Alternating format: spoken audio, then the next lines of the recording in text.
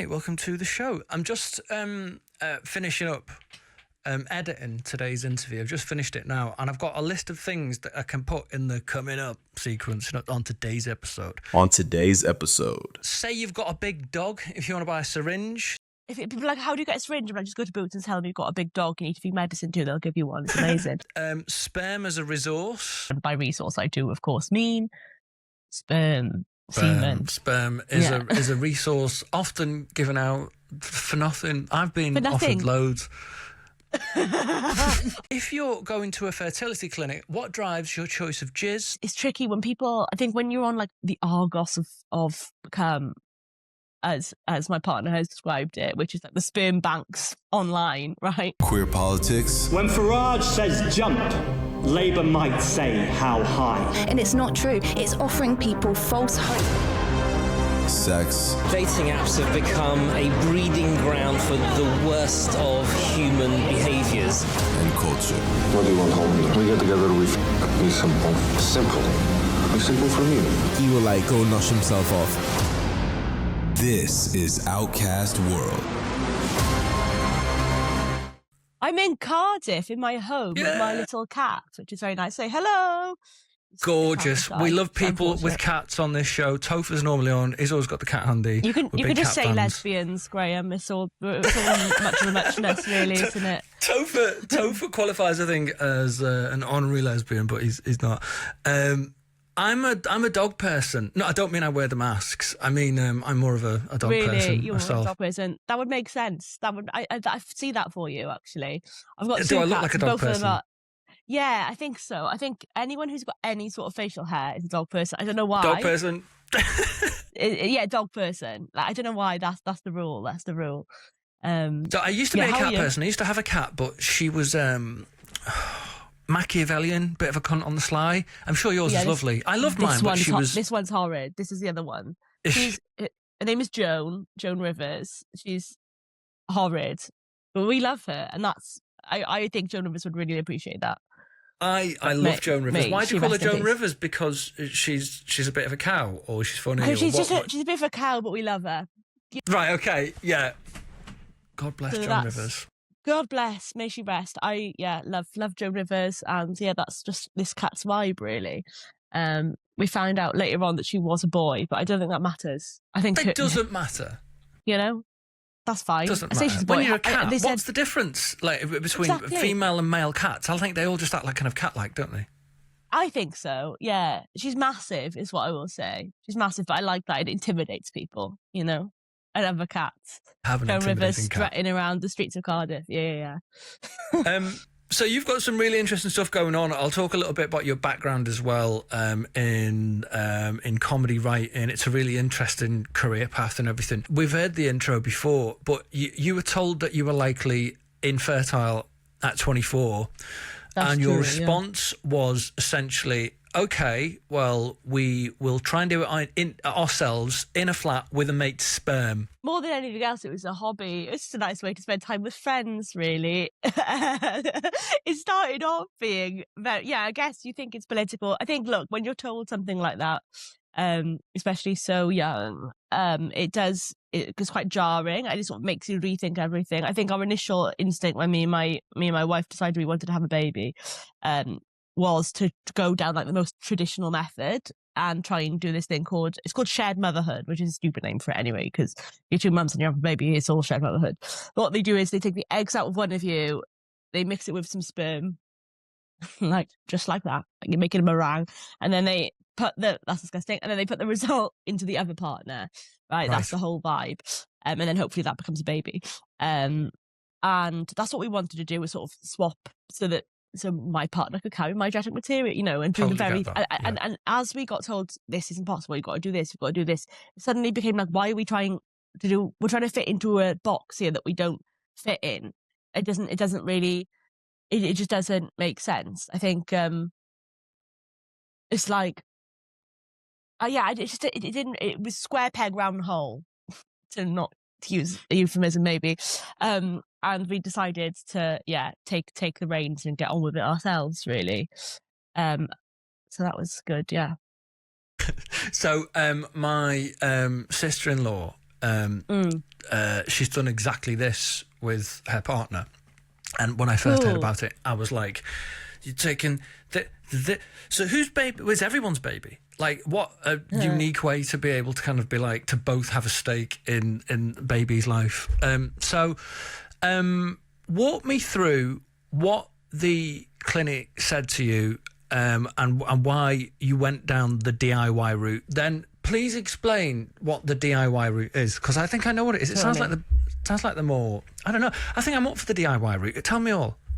Right, so I say first things first, that sounds amazing. Love that your sister's done the same. That's so cool. I love that this is becoming a bit of a revolution. I think so. I would say, I love that that's her situation. I think for everyone it's different, right? For us, we wouldn't say it's like all our baby. It's very much me and my partner's baby. We are her parents legally, everything, you know, we're on the birth certificate. And our lovely friend and his boyfriend are dear friends of ours, and I guess uncles to her, and very close to her, definitely. And it's sort of a new relationship, right? It's just about cookie cutters and things. We're trying to fit everything into a cookie cutter mold when you're not cookies and you're fruit cakes. It takes loads of people to bring up a kid, doesn't it, as well? I mean, this kind of feeds exactly. into that, doesn't it? A village, totally. what you're saying, it? Absolutely, yeah, we've got an amazing village. So that is that. I would say, so what we actually did, it's really interesting, and I encourage so many, like anyone who's in this community who doesn't really want to have kids themselves but has the resource to help someone else do it and feels like that's something they would want to do, I'd absolutely encourage people to think about that. My cat is trying to attack me. I'm just going to throw this over the sofa. Ready? Off you go. Get lost. Thank you. So yes, I think for us it became something of a I don't know, it was a really nice community thing, really. And we asked our friends almost in jest to start off with, and he said no, and then his boyfriend was like, I'll do it. And we were like, okay, great, you have a fantastic hair, so that really works well for us. And he's a very lovely person. So what happened for us is, so the show I'm doing at the moment, I've written all about it, it's called Relay, and it's called Relay because what would happen is we have a spare room, we put our friend into the spare room, me and his partner would wait in the kitchen with just a cup of tea, I guess, and just chill. And then my partner would go in the main bedroom and wait. The sperm donor would call for his boyfriend. The boyfriend would go into the spare bedroom and use a syringe from Boots to collect from a cup. Love the detail, by the way. You're like, from Boots, which I love Boots, that level of detail. absolutely. Available everywhere. If people are like, how do you get a syringe? I'm like, just go to Boots and tell them you've got a big dog you need to feed medicine to. They'll give you one. It's amazing. it's crazy. And you take the syringe, you put the sperm into the syringe. He'd bring it to me in the kitchen. I take the syringe from him, hence a relay. And then I go into the main bedroom to my partner and put it in her. And then we'd all wash our hands very thoroughly and go to brunch. That's how it works. So civilized. I thought, like, I don't know, everyone's thinking, did you all have sex? But no, you don't necessarily have to do that. Cannot think of anything worse for us personally, and I'm sure they'd all feel similarly in that way. Yeah, that's so interesting. I said this to our friends.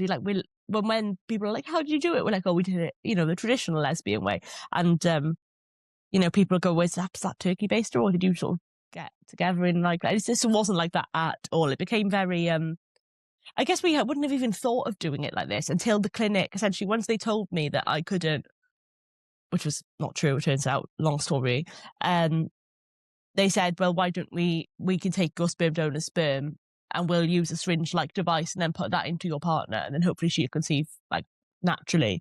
But that cost like so much money, thousands and thousands of pounds. Fortune, doesn't it? And so what I say is like, are we willing to spend thousands of pounds to simply avoid awkwardness? No. Yes.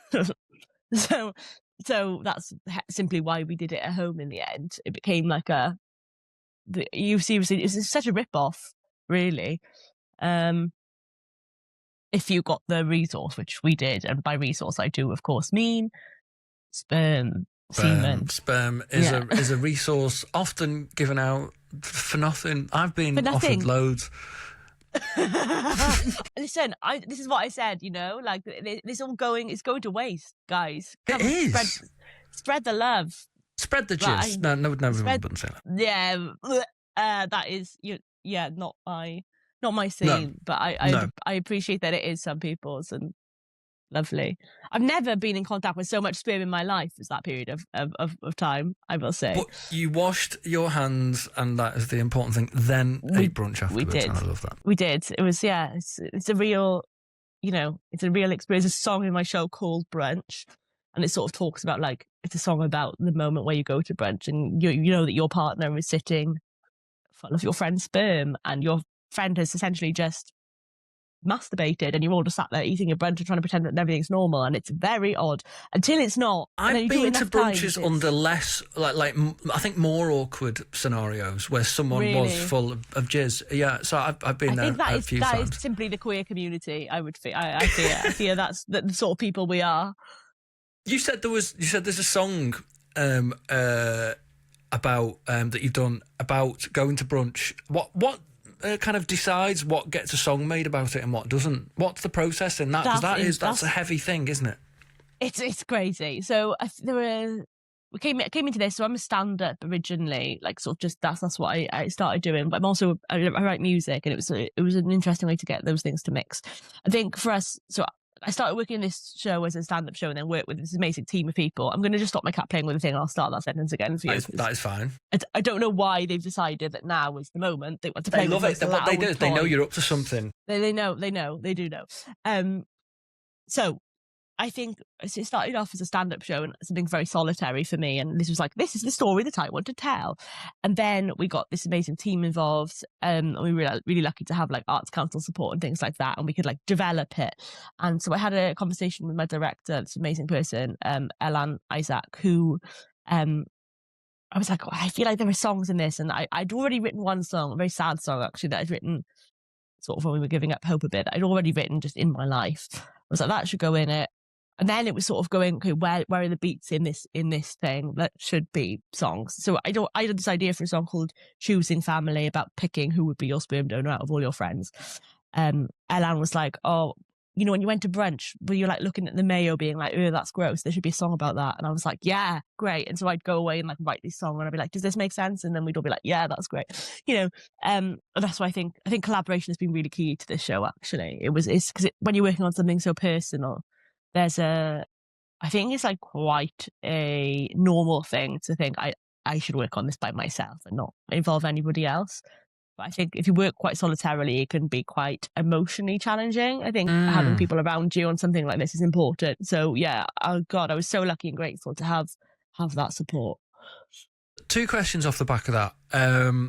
What is the criteria for whose sperm you want, and what's the approach like? Someone said this to me again.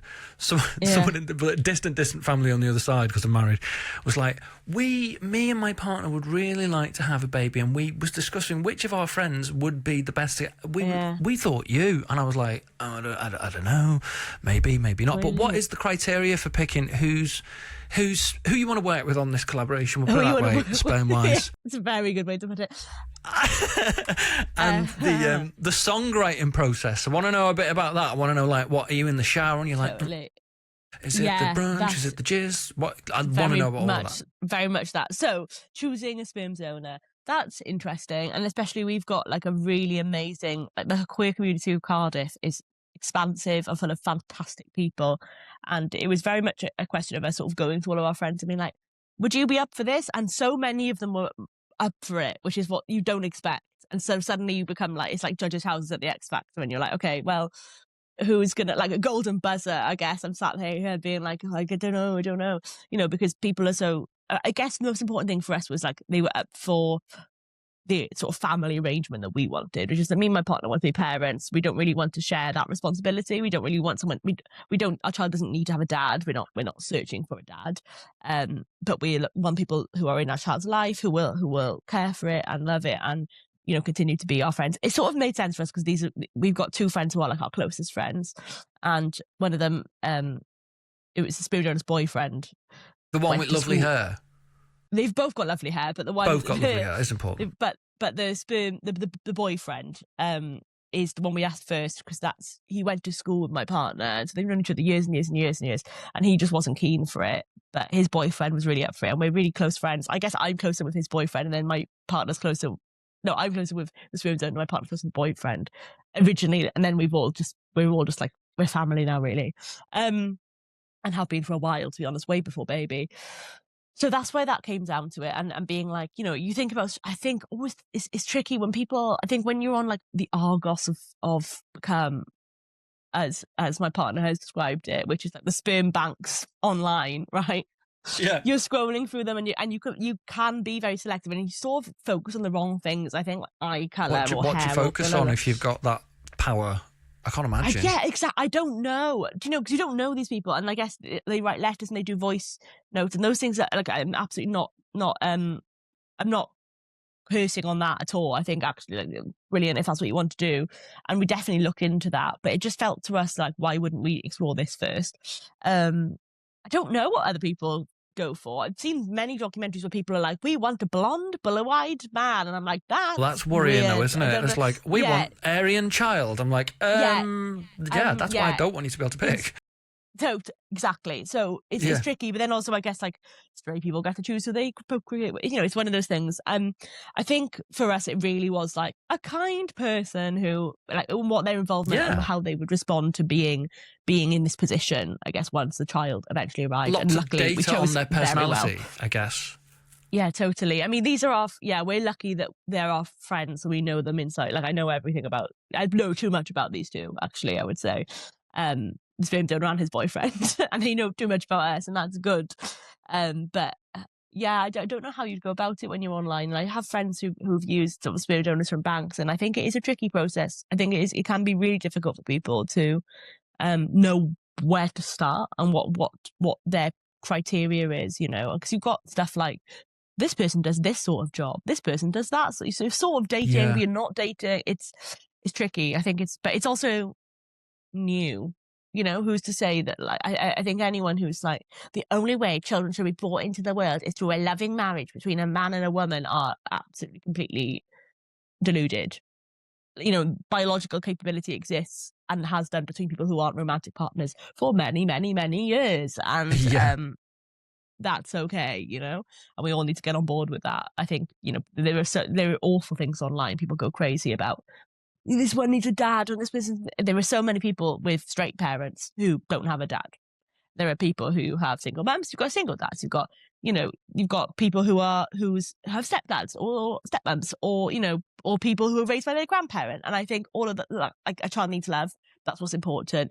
The biological capability to have a child is there between friends. Who's to say the two friends can't have a baby? Straight people have been doing that also for many years. Yeah, so exactly. I don't see that it's like this. It's not really as revolutionary as even we would like to think sometimes. I think we're the first. I'm like, we're no, the first it's been going to for a ever long do time. this. Yeah, exactly. You know, I've got a friend who his parents were never married, and they sort of had a fling, and then they just were. They were friends who had this kid, and then they were like, "Should we have another one? Because we really love our kid." And so they did, and they were just friends together. You know. I think it's, can you provide emotional security, isn't it? Can you provide emotional security and look after this kid and ground them and think about the long run? Yeah. And they're the people I want to be parents, you know. Totally. So your partner is also a brown Welsh person, two people of colour, queer, doing what we'll call a DIY home conception. That is not the face. I love that term, DIY home conception. But that's not the face that like the mainstream puts on the queer family story, is it? Whenever it gets reported, normally it's like two cis, white, gay, middle class men that look like, I don't know, Wes Streeting. And that we've adopted, and that's the narrative that's spun. Totally. Does kind of your slightly more unique version of that, does that feel visible in how the show's been received generally? Absolutely. I mean, I was astonished to know that there were other people that had done this, because you think from the way the media presents queer parenthood that this doesn't happen, and that we are a rare case. And trust me, you know, we've got things in development, we've got stories we're trying to sell, because I think it's not for lack of trying. But I think, you know, it's been really like, oh God, I hate to use this word because it feels very American, but it feels very powerful to hold the narrative. When you're making theatre and live, like a live experience, you have direct access to the audience. And I don't need someone to tell me, yes, you can tell this story. Here is a platform. You just do it, you know? And what I found in that is like audience members, it's almost different than a normal comedy gig. Definitely because it's a show and it's basically a musical at this point. but the audiences are coming with their own stuff. And I started off like, I do the show and then I'd bow and then I'd leave. And it was becoming like apparent to me, especially based on messages I get afterwards, that people wanted to like chat afterwards. Are you used to that? No. No. And so that's been new, and it's been really amazing the number of people I've met who've been in similar situations to us, or different situations to us, or have adopted or have done whatever, and I think the story really is about being able to become a parent in the way that you choose, and not being confined by what society or biological preconceptions you might have about yourself are. And I think that has been so incredible. It's been the most rewarding piece of work I've ever made in my life, 100%, just based on like the people I've met and the conversations I've got to have afterwards. It's honestly, every time I do it, I speak to someone new with a new perspective on something, and and also meeting kids who were born this way, who are now adults. This has been going on for years. How old? Like, I guess this has been going on long time. A long time. I think the oldest probably that I've met is probably about 40, but they, who are like, oh yeah, I've got two mums and a dad, or I've got, whatever their situation currently is. To be clear, our kid's got two mums and it doesn't have a dad, and that's okay, and that's cool. That's what we wanted. That's the relationship, and that's what everyone signed up to. Yeah. But people have got all sorts of relationships. There's people coming, like I've had lesbians coming with like gay friends, like two lesbians and two gay men who are each in respective relationships with each other, and then they are co-raising this kid. And I just think, God, how incredible, what an amazing support system that child is going to have. Pregnant people arriving at my show. I've had like trans people who are pregnant coming to my show, trans men or trans masculine people, and I think all of that stuff is just like, it's so not spoken about, which really makes me sad, because it's to the detriment of all of our kids more than anything else. I want to be able to share this story with my child, and I'm not embarrassed of this story. I'm so proud of every single moment of how she was made, and I want her to always know that. And that's, I guess, why this show exists. This big bit at the end of the show where I talk about, well, that's what this show is for, really. I've got it on video, and one day I will show it to her, warts and all, because we haven't got the beautiful story. And like, for all, we're only just now getting to the more palatable version of the story, which is, I guess, two gay men, middle class, and adopting a kid, and we're seeing beautiful stories. And I've got an amazing friend called Dav James, who's written the Emmy Award winning series Lost Boys and Fairies, which I thought was so touching and beautiful and fantastic. And that's his real lived experience, is of adoption with his partner. And I think, thank God that story's been told. Can we do ours now? Yeah, incredible. It really moved the needle, didn't it, in terms of understanding about I think so. People exist that do this. Exactly. And I just hope that we can like continue to tell those stories and see them more on screen, really, because I think that's where it's missing, It's the party life or whatever. And a lot of us are just very domesticated, boring individuals who want to make toast and soldiers and eggs and soldiers, whatever it's called, and sit and watch Bluey all day, which is now my existence outside of honestly, this show. I can think of worse thing to sit and watch all day. Our nieces and nephews are big fans, so I've sat through all of it. There's a long tradition of queer artists using comedy as armour, isn't there? Being funny, so that I guess some people don't have to sit with an uncomfortable feeling for too long. It's almost like a release valve for people, isn't it? To make the point, release valve. Do you think your work does that? Yeah. I mean, yeah, absolutely. And I think it comes from like, my work comes from like me as a person in my life. And I think what actually doing this as a job has allowed me to do is like compartmentalize that like sort of defense mechanism, so that when I'm in my real life, I can be more vulnerable with people.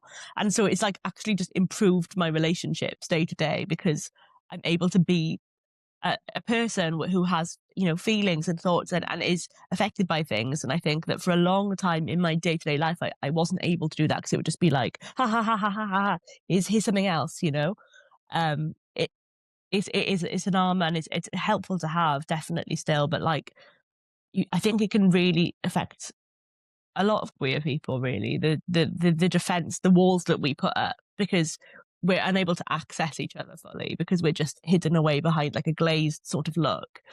And I think if you can channel that sort of defense into some sort of art or something, even something else, maybe you're like a maths person, and if you can channel that sort of defense into some other thing, it allows you to just be you in your life and make friends and and be honest with them about who you are and how you feel and what you think about things, rather than everything having to be one big silly joke, which, can be fun sometimes, but it's nice to be, I think if there's anything I've learned like over the last couple of years of doing this as like full time as my job, is like the power of being earnest in your real life. Shock horror, as a gay person. What do you mean by that? I just think for a while, the conversations I was having with people were so surface level, right, because I was unable to talk about real serious things without, I don't know, I just felt unable to do that, I think. Because I just felt like everything, it's sort of compartmentalizing those things and being able to go, I can do this on stage, but I'm allowed to be me and a real human being with real thoughts and feelings outside of that. It's been like really healthy for me, I guess. And I think, I don't know, I think there are a lot of people like it. You speak to, I meet people, especially younger gay people, who I'm like, but what do you really think? What are you really feeling? And it's, Yeah, because everything's kind of, what are we saying? It lands as a joke or a way of just, am I describing this properly? Yeah. Well, we're all hilarious and funny, like, and that's great. But like, I also... but it doesn't stop. It doesn't stop. And it's that's what I was like for a very long time. And it exhausted me to my core. Yeah. And I think... you don't owe that to anyone, is what I want to say to people, really. It's like, you don't owe funny, you don't owe hiding your feelings or repressing them in favour of being palatable to other people, especially to not people make other who people are not feel uncomfortable, kind of thing. Obviously, yeah. I think it comes with being brown as well. I think for me, for a long time, I was like just constantly like trying to be like, I know that everything about, like, people, when you're a brown queer person as well, I think people don't know how to interact with you, or what they can't put you in a box, because they have this very rigid idea of what a brown woman is, and a very rigid idea of what a lesbian is, or very, and I'm sure this is the same for everyone, really. And so if you inhabit multiple minority identities like that, the best way to just get people to put you in a new box is to just be funny and to go, oh, that person is actually just funny.